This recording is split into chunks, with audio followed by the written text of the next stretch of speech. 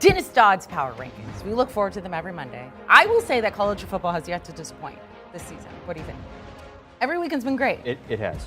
Yeah. So you can argue that Georgia's still the best team. Alabama's up there. You got other teams. Georgia just had their worst game of the season. Okay, so we're going to discuss that with Dennis Dodd, but no reason necessarily to drop them behind Ohio State or Alabama. Kentucky looking good. Tennessee, hello. That was a fun game. Sold out. You say Tennessee's not back though yet. Well, back to what? Like not to where they were in the 90s.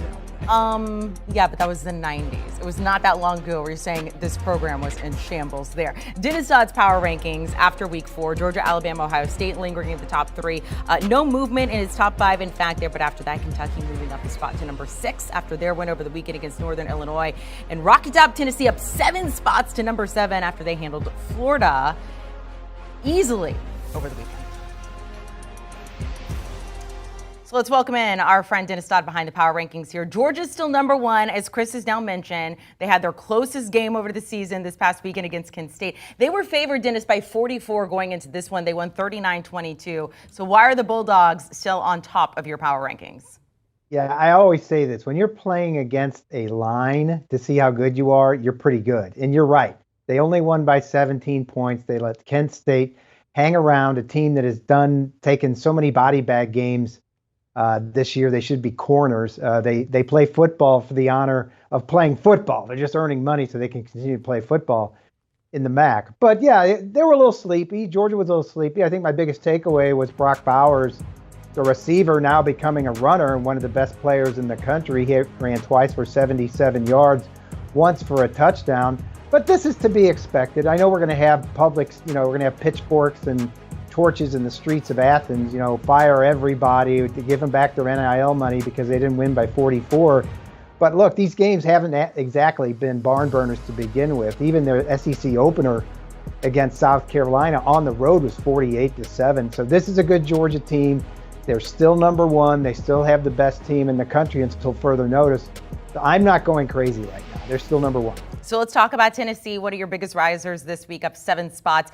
You said it in your article, this is the resurrection of a program. And we weren't really sure when we were going to see this sort of resurrection because, as I told Chris, look, it feels like just yesterday, a couple years ago, we were saying this program was in shambles. Yeah, this is still a program that has a ceiling, but I think it's worth asking now, what is that ceiling? We don't know how high is up for Tennessee right now. Obviously, against Florida, that was a 3-hour commercial for recruits. We know how good they are. Hendon Hooker now in his career, 6 touchdown passes to every 1 interception. The national average is something like 2.1, 2.2. He was a fire starter with his feet, had that big 44-yard run, and had to hang on at the end, but that's the nature of Tennessee right now. I didn't think Josh Heupel would have it turned around to this extent so quickly. And let's not forget, they have a huge NCAA infractions case hanging over their head. So not only are they winning, they're able to recruit. And we're about to find out what that ceiling is, guys, in a few weeks. Bye week this week, then at LSU, Alabama at home, UT Martin, Kentucky, and then Georgia. So by the end of October, we're going to know all about the Vols. But right now, they are on the tip of everybody's tongue. There you go, Christopher. Just give it a month and Okay. have some patience here. So Tennessee was close to being your biggest riser. As I mentioned, they moved up 7 spots. Your biggest riser, though, Dennis, Penn State up 12 spots to number 14 in your power rankings. So last week you had them just outside the top 25. Why such a jump for the Nittany Lions? They deserve to be there. But that first game against Purdue, they played a tough team on the road in the conference. Aiden O'Connell obviously tested them. But I think Penn State's in a good spot right now. This team reminds me of the team that started 5-0 last year, then goes to Iowa. Sean Clifford gets hurt, and that's really the end of their big dreams for the season. Not the end of the season, but that was a 4-loss team after that. Not so much. 6th year for Sean Clifford. He's leading the way, 4 touchdowns against Central Michigan. Again, maybe a sleepy effort against Central Michigan, but again, they're about to hit the heart of their schedule with Northwestern and Michigan coming up in conference. And they did allow 363 yards to the Chippewas, Jim McElwain's team. But I think they're right there. They're very good defensively. I've mentioned Joey Porter Jr., the great defensive back, PJ Mustipher on the line. And they've got really young backs in the backfield behind Sean Clifford. So This is going to have to be a team that's reckoned with. The East is very, very deep. Typically, Ohio State, Michigan, Penn State, probably number 3 on that list. But again, we're going to find out in October if they're willing and if they're deserving of their ranking right now. We found out a little something about the Sooners over the weekend, that their defense decided to disappear, that everything decided to disappear, Dennis. They are your biggest fallers this week, down 9 spots to number 15 for the Sooners. What was so telling about this team and what we saw against that game against Kansas State?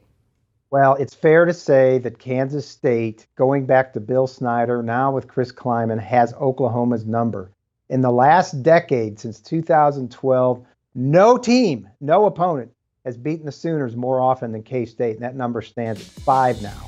5 out of the last 10 meetings they have won at Oklahoma. Now, what was not expected from Kansas State was Adrian Martinez, 4 years into his career, had the best game of his career. 4 touchdowns, 148 yards rushing, and then you mix in Deuce Vaughn, the leading rusher in the Big Ten right now. He was amazing. And it looked like all the defensive credibility that Brent Venables had built up in the first 3 games just came apart against Kansas State. Great play calling, great game planning by Chris Kleiman, and a great rebound by the Wildcats, who lost at home to Tulane last week. They upset Oklahoma, and there are nobody feeling sorry, let's say, in the Big 12 for Oklahoma right now. They're going to be short timers. Thanks, Dennis. I appreciate it. You know, when you all of a sudden, like, your team's not doing well and you look at your phone, you have 10 unread messages, and they're all asking you what is going on with your team.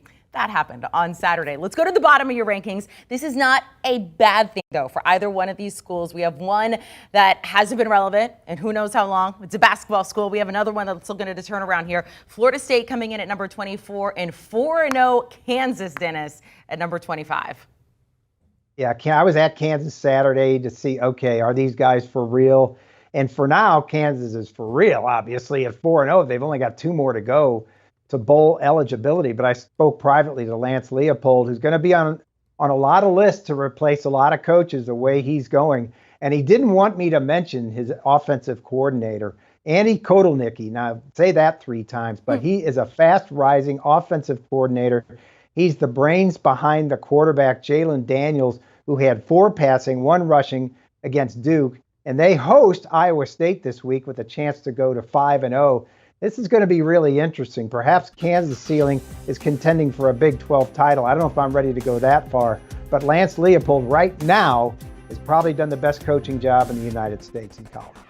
Dennis, we appreciate it. Let's take a look at Dennis's 21 through 25 rankings, the bottom there. So we talked about Florida State and Kansas. Chris, I see you looking at this, just kind of scratching. Kansas State jumping in. They were unranked before after beating Oklahoma. Texas Tech after beating Texas. Arkansas, though, a big follower this week, falling 6 spots to 21 after falling to Texas A&M.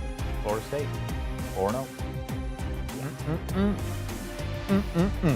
Let's welcome in college football writer Dennis Dodd. 4 weeks of college football under our belts. Let's look at the Heisman rankings here because Bryce Young was the 3rd favorite, sitting behind C.J. Stroud and Caleb Williams. He has jumped up to the 2nd betting favorite. Dennis, what are you making of Bryce Young so far this season, and if he could repeat as Heisman winner? Well, he had his best game since the SEC championship game way back last December against Vanderbilt. Yes, I know it's only Vanderbilt, but 55-3, he had 4 more touchdown passes. He was able to run free back there. And look, Alabama's not undefeated right now unless Bryce Young lights it up against Texas in the 4th quarter in that game a couple of weeks ago. 15 out of 19, a touchdown, I think something like 138 yards in the 4th quarter alone. And they're going to need that down the line. I think this Alabama team has holes. We're going to, figure it out really quick, coming up with the game at Arkansas and then the Texas A&M game a week after that. But Bryce Young is a fast riser. The question in terms of Heisman is, are the voters going to, cast their votes for him 2 years in a row? It almost doesn't matter how good he is. Archie Griffin's still the only guy to do it, but he deserves credit. He should be there right now. Dennis, make the Heisman case, or a Heisman case, I should say, for Hendon Hooker, Tennessee quarterback there. You point out in your article online, by the way, CBSSports.com, you can find it there, that you didn't think before this past weekend he was a legit Heisman candidate. So what did you see from him this past weekend that really changed your mind? Well, I underestimated Josh Heupel's ability as a quarterback maker, and that's what he's been his whole career, whether it was Sam Bradford winning the Heisman in 2008 at Oklahoma, whether it was Drew Lock being a top draft choice coming out of Missouri, whether it was going to UCF and coaching some of those guys, Hendon Hooker, I'm sorry, Dylan Gabriel, I think he had back in the day. But now Hendon Hooker coming over from Virginia Tech, he was kind of a shattered piece of glass. He'd lost the job there. He comes over to Tennessee, new coach, new staff, doesn't know where he stands, and ends up thriving once again under Josh Heupel to the point that I mentioned it. He's got 60 touchdown passes in his career, only 10. He was fantastic against Florida. Receivers running wide open all over the field. And the score of that game, 38-33, suggested they needed every one of his yards and passes to win that game. So I think right now, and we all judge this in snapshot fashion, he's the number one Heisman candidate. That's after 4 weeks.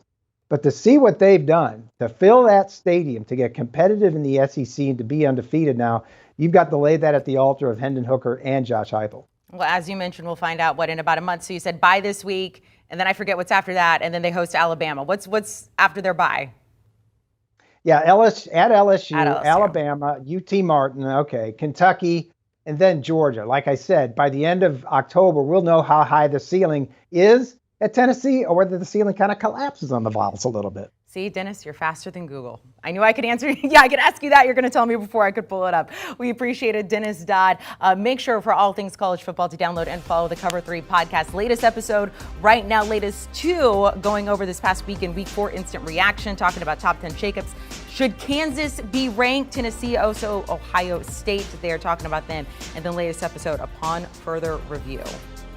Do you want a sports network that delivers everything that matters about the game? The highlights, the picks, the instant analysis, no yelling, no fake debates, no politics. Hit the subscribe button and never miss a moment.